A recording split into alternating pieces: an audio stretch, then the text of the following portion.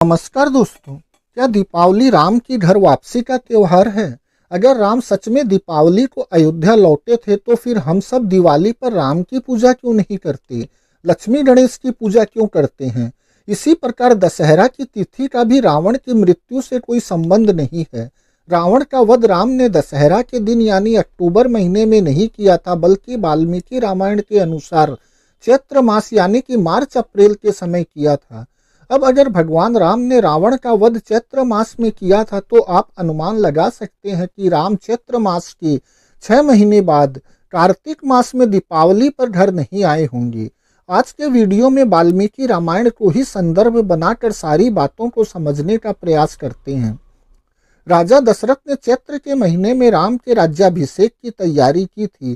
चैत्र विक्रम संवत का पहला महीना है जो कि मार्च या अप्रैल में होता है। वाल्मीकि रामायण का यह श्लोक देखिए। यह चैत्र मास बड़ा सुंदर और पवित्र है। इसमें सारे वन उपवन खिल उठे हैं। अतः इस समय श्री राम का युवराज का अभिषेक करने के लिए आप लोग सब सामग्री एकत्र कराइए। इसमें राजा दशरथ ब्राह्मणों से चैत्र महीने में राज्याभिषेक की तैयारियों की चर्चा कर रहे हैं। अगला श्लोक देखिए। यहाँ सुमंत्र राम से कह रहे हैं, आपको जिन 14 वर्षों तक वन में रहना है उनकी गणना आज से ही आरंभ हो जानी चाहिए, क्योंकि देवी कैकेयी ने आज ही आपको वन में जाने के लिए प्रेरित किया है।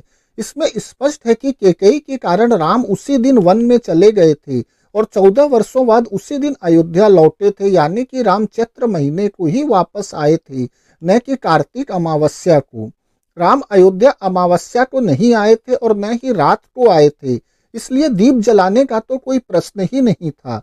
पंचमी तिथि को तो वे भारद्वाज ऋषि के आश्रम में थे और अयोध्या दूसरे दिन यानी षष्ठी को सुबह आए थे। यह श्लोक देखिए।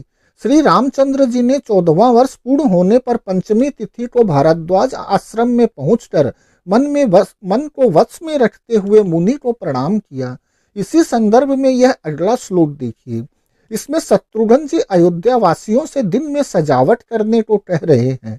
वह कहते हैं, कल सूर्योदय तक लोग नगर के सब मकानों को सुनहरी पुष्प मालाओं, घनीभूत फूलों के मोटे गजरों, सूत के बंधन से रहित कमल आदि के पुष्पों तथा पचरंगों अलंकारों से सजा दें।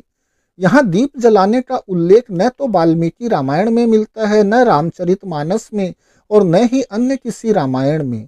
रावण वध अश्विनी शुक्ल की 10वीं को मनाया जाता है, लेकिन स्वयं वाल्मीकि रामायण ही इसे गलत प्रमाणित कर रही है। यह श्लोक देखिए। आज कृष्ण पक्ष की चतुर्दशी है, अतः आज युद्ध की तैयारी करके कल अमावस्या के दिन सेना के साथ विजय के लिए प्रस्थान करो। यह बात रावण को उसका मंत्री सुपार्श्व कह रहा है। यह सारी बातें कृष्ण पक्ष की चतुर्दशी को कही जा रही है। इसके अगले दिन यानी अमावस्या को राम रावण युद्ध शुरू हुआ था, तो रावण वध 10वीं को हुआ होना तो संभव ही नहीं है। वाल्मीकि रामायण के ही 2 और श्लोक भी देखिए, जिनसे प्रमाणित होता है कि राम वनवास के समय चांदनी रात थी, न कि अमावस्या थी। यह श्लोक देखिए। वह 3 पहरों वाली रात यद्यपि चंद्रमंडल की चारु चंद्रिका से आलोकित हो रही थी, तो भी उस समय आर्त होकर विलाप करते राजा दशरथ के लिए प्रकाश या उल्लास न दे सकी। इसी का अगला श्लोक देखिए। महात्मा राजा दशरथ के कैकेयी से इस तरह की बातें करते करते ही चंद्रमा और नक्षत्र मालाओं से अलंकृत वह पुष्पमयी रजनी बीत गई और प्रभात काल आ गया। यहाँ यह स्पष्ट रूप से प्रमाणित होता है कि राम चांदनी रात को वनवास गए थे, तो स्वाभाविक है कि 14 वर्ष बाद लौटे भी उसी दिन होंगे। इसके अलावा किसी पुराण में भी यह नहीं कहा गया है कि रावण का वध दशहरा के दौरान हुआ था। पद्म पुराण में कहा गया है कि राम वैशाख महीने यानी अप्रैल मई के 5वें दिन अयोध्या लौटे और 7वें दिन उनका राज्याभिषेक हुआ था। यहाँ तक के घटनाक्रम से यह स्पष्ट रूप से समझा जा सकता है कि सच्चाई क्या रही होगी। स्वयं वाल्मीकि रामायण ही इनकी पोल खोल रही है। जब कार्तिक अमावस्या यानी दिवाली की रात का राम की वापसी से कोई रिश्ता ही नहीं बनता, तो ऐसी बातें किसने फैलाई और क्यों फैलाई? क्या यही ब्राह्मणवाद का असली चेहरा है? दूसरे धर्मों की सांस्कृतिक धार्मिक विरासतों को काल्पनिक देवी देवताओं के माध्यम से कब्जा कर तथा उस पर कर्मकांड थोप कर अपनी और आने वाली 7 पुश्तों तक का इंतजाम कर लेने का नाम ही ब्राह्मणवाद है। सिर्फ दूसरों के उत्सवों पर ही नहीं वरन उसकी तिथियों पर भी कब्जा किया जाता है। सर्वप्रथम किसी देवी देवताओं के नाम पर पौराणिक गपोड़ गाथा रची जाती है। तत्पश्चात यह सारी घटना उन्हीं तिथियों में घटित हुई बतलाई जाने लगती है, भले ही इनके खुद के ग्रंथ कुछ और कहते रहें। धीरे धीरे कालांतर में लोग सच्चाई को भूलकर इनकी काल्पनिक बातों को सच मानने लगते हैं। यही इस दीप दानोत्सव के साथ हुआ है। यह बतलाया गया कि कार्तिक अमावस्या यानी दिवाली के दिन ही समुद्र मंथन हुआ था और महालक्ष्मी जी प्रकट हुई थी, इसलिए आज के दिन ही उनकी पूजा अर्चना गणेश जी संग की जाती है। दोस्तों, यहाँ यह बात जानने योग्य है कि बौद्ध धर्म की महामाया देवी को ही कॉपी पेस्ट कर महालक्ष्मी बना दिया गया है। आप तो इसे चित्र में देख भी सकते हैं।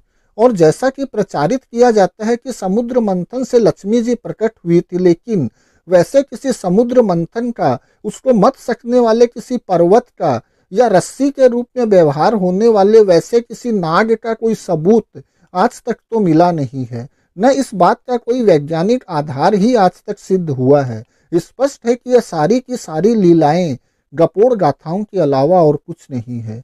धन्यवाद।